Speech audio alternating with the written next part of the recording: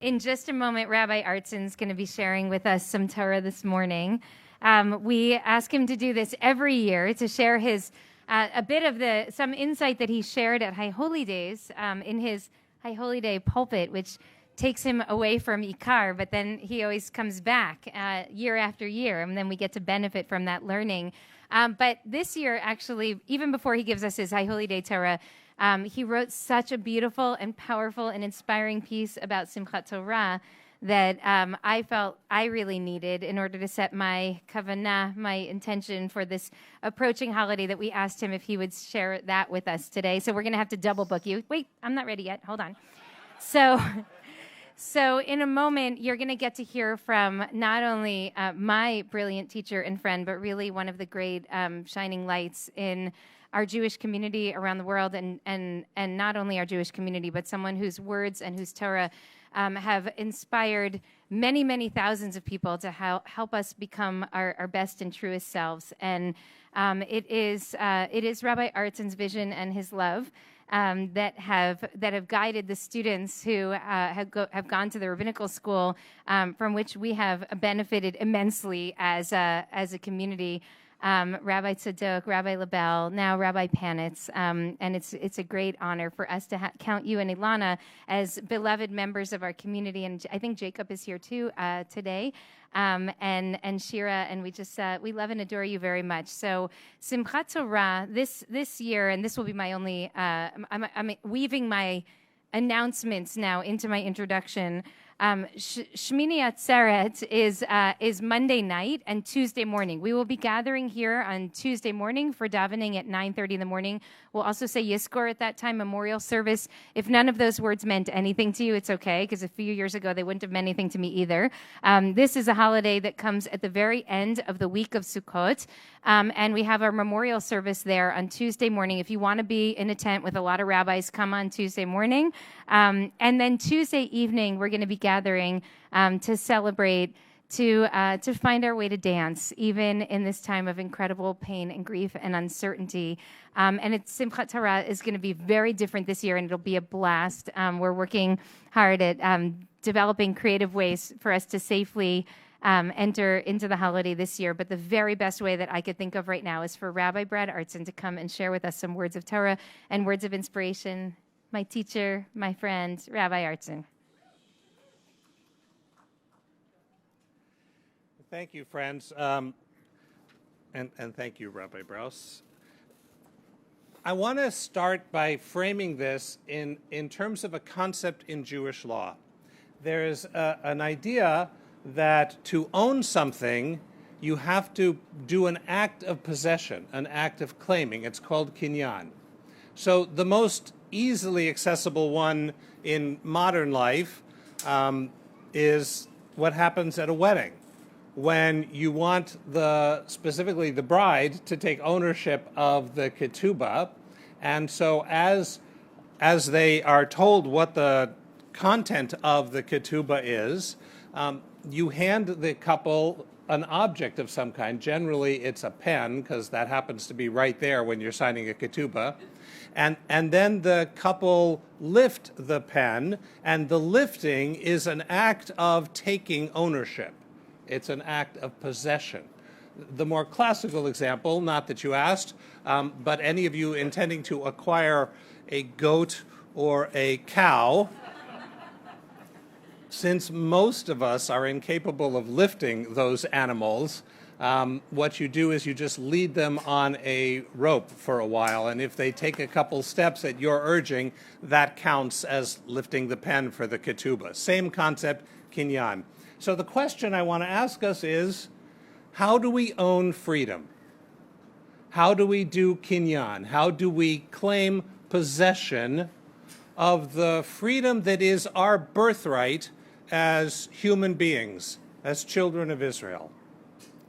And I want to tell a Simchat Torah series of stories to convey that. These are personal examples. You may have your own. But for me, what's striking is that when the children of Israel marched across the dry land to freedom, what was needed was an act of kinyan. How do they assert ownership of this new liberated identity? And what they did counterintuitively, or not, was they danced. And I want to hold that dancing is the appropriate act of kinyan, the act of owning your own existent liberation, your own beauty, your own light in the world. We dance it into the world for ourselves and for each other. So some dancing stories. Those of you who know me know that I grew up in an extremely Jewish but not at all traditionally observant home. That is to say, we had a beautiful Seder and bread was on the table. Most people at Ikar have no right to laugh at that. So the first time I saw Simchat Torah, because I knew there were a series of S holidays in Judaism, Sukkot, Shavuot, Simcha, like who thought of that? But I had never experienced them personally until I was in college. And in college, I had my kind of turn on to Judaism moment. And in Boston, there was this wonderful tradition at the Tremont Street Synagogue, which is a little tiny frum synagogue in Somerville, that all of the college students who wanted to in the whole greater Boston area would gather in the street outside this synagogue for Simchat Torah. And that was pretty amazing, right? The entire street is blocked off. Every young Jew who wants to be seen is there. The energy is incredible. And the thing that shocked me and delighted me was they had this little tiny, from Central Casting, Orthodox rabbi, and he stood on a podium outside the synagogue with a bottle of presumably Slivovitz, which he poured into the mouths of dancers who swirled beneath him. I grew up a fairly docile San Francisco Jew, which is, you know, the kind that says please and thank you, and no, you go first, which I'm aware we're not familiar with, but in San Francisco, that's how we rolled. And I had never seen a rabbi pouring alcohol into dancing mouths, particularly because that rabbi had also loaned all of the synagogue Sifrei Torah to people, so as they're dancing by, they're dancing with the Torah scroll. And I was enchanted. One of the many times I fell in love with Judaism again and again. What kind of a wild and crazy tradition encourages people to do this? And so the next day at breakfast, I was telling this story to one of my college roommates who was raised in British Columbia in a very strongly evangelical family, where, let me just cut to the chase and tell you, they don't have clergy who do things like this in public, and I'm gushing about how amazing this is, and he's put down his fork, he's not eating, he's looking like something horrible has happened, right? And I knew I was home. I knew that this was a tradition big enough for all of me, big enough for all of us. And I knew that this was an act, I didn't know the word kinyan, but I knew that this was claiming something really important that has to be claimed in public. Okay, fast forward a bit. I'm now in New York City. I'm in rabbinical school already. And New York had an equivalent version of this. I think we danced sometimes on the same street in the same places together. So Anshe Chesed was this wonderful congregation, and they closed off the street there too. At this point, Ilana is a student at Columbia Law School, and I'm in rabbinical school. And what one of the marital games we used to play, you're welcome to try this at home, it's endlessly delighting, is I would come up with the Aramaic name for the legal concept in whatever case she was studying. you understand why our romance has weathered the years. It turns out the concepts haven't changed at all. The application, I'll give you, has shifted a bit, but there are Aramaic names for pretty much everything that was in her law books. So we're dancing out in the street with all these young New Yorkers. There's no rabbi pouring booze anymore. That apparently is in the past. But I go up to her and I say, can you imagine this ever happening at Columbia Law School? Meaning, would law students ever take out the book of statutes or the legal codes and lovingly dance them into the world? And what an incredible tradition we have that our book of do's and don'ts, our books that tell the stories of our ancestors' foibles that we have inherited so abundantly, we not only try to live that book, but once a year we're just overwhelmed with the need to say thank you, I love you, I need to dance with you. What an amazing tradition. Move forward again. I'm now a rabbi in Mission Viejo, which is nowhere, south of Los Angeles and north of San Diego.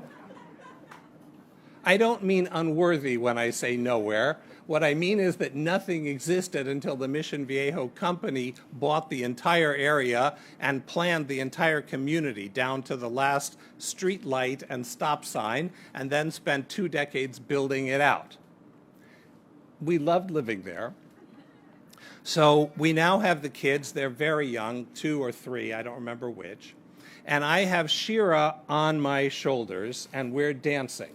There are 2 things that rabbis do at normal synagogues at Simchat Torah. Right? The first job of every rabbi is to run around the room trying to get recalcitrant parents to dance. The mystery no rabbi understands, and maybe one of you later can clarify it to me, is why are you there if you don't want to dance? But nonetheless, there are. They bring their kids and then they stand in the corners of the room hoping that I won't see them, because they know that my job, as with the person who scoops out the burnt brownie corners in the pan, my job is to scoop up these stubborn parents and get them in the center of the room to dance, which they do 1 cycle and then they go back to a corner again. Okay, but at some point, any suburban rabbi would give up on this and would just dance with their kids, which is what I was doing. So Shira's on my shoulder, and we are spinning around, and I flash on a memory that my grandmother shared with me. I loved my Grandma Dottie. To this day, I talk to her. She's in my heart. And Grandma Dottie came to America from Odessa. And the first year Alana and I had moved to Mission Viejo for an anniversary present, we bought each other a sukkah.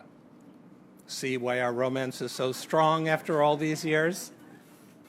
And when I told my grandmother that, her response was, I didn't know people were still doing that. The last sukkah she had seen was in Odessa. She didn't know people did that. And then she told me that her memory as a little girl was of her father putting her on his shoulders and dancing with her on Simchat Torah. And I realized that it wasn't just me and Shira who were dancing. We were part of a foursome. And 2 of us in this world and 2 of us already in the next world, 2 of us in the new world and 2 of us from the old world, we were dancing all together. And isn't that marvelous? Last and greatest story. So the last happy occasion was Simchat Torah 2019. Have any of you not yet been to an Ikar Simchat Torah? So you're in for a treat. It's like nothing you have experienced. I don't know what it's going to be like this year, but I trust Ikar that it's going to be amazing. So in what I'd like to call normal years, which is 2019, Simchat Torah was downstairs in the gym. The place is filled not only with good Ikar people, but interlopers from other congregations.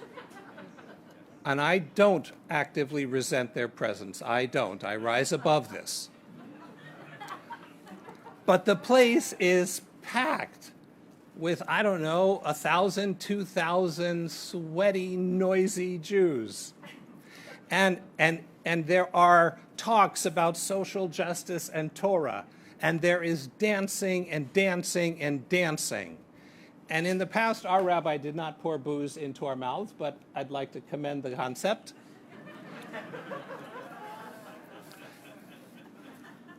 And the arts and way of participating, I need to back up and tell you, almost every autistic person I know has an area of focus, something that is so core to their being that they can't walk away from it.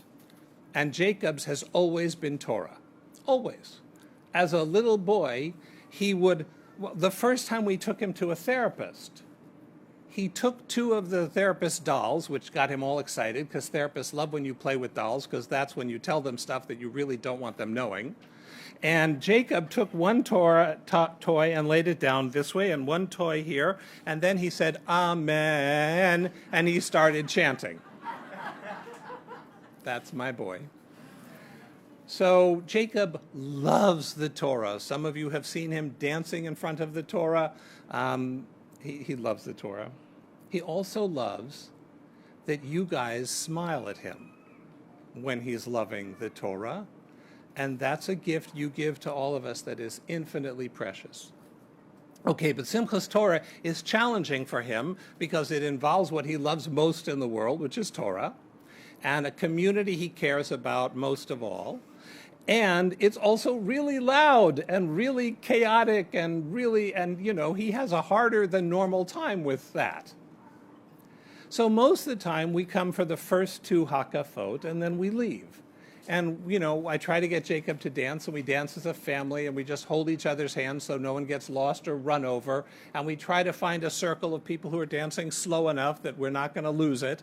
And then after 2, we're pretty much done. But 2019, and I don't know who it was, but somebody handed Jacob a Torah scroll. And he surprised us by taking it.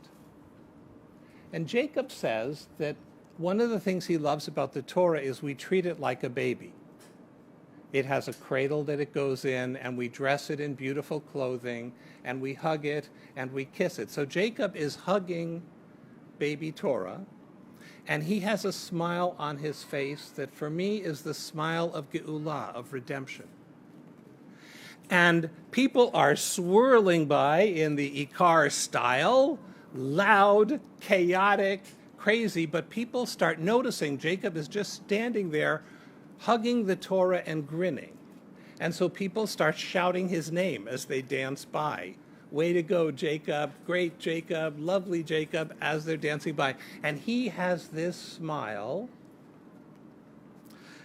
At one point, some Ikar member came over and asked if they could dance with the Torah now.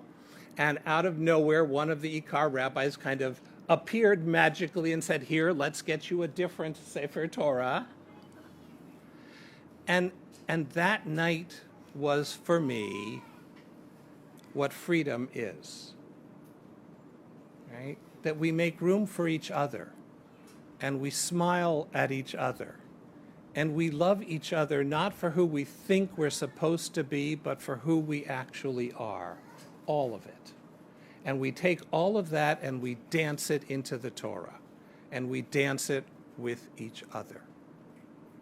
So I don't know how we're going to do that and stay safe and healthy, but I trust Ikar to be thinking about that.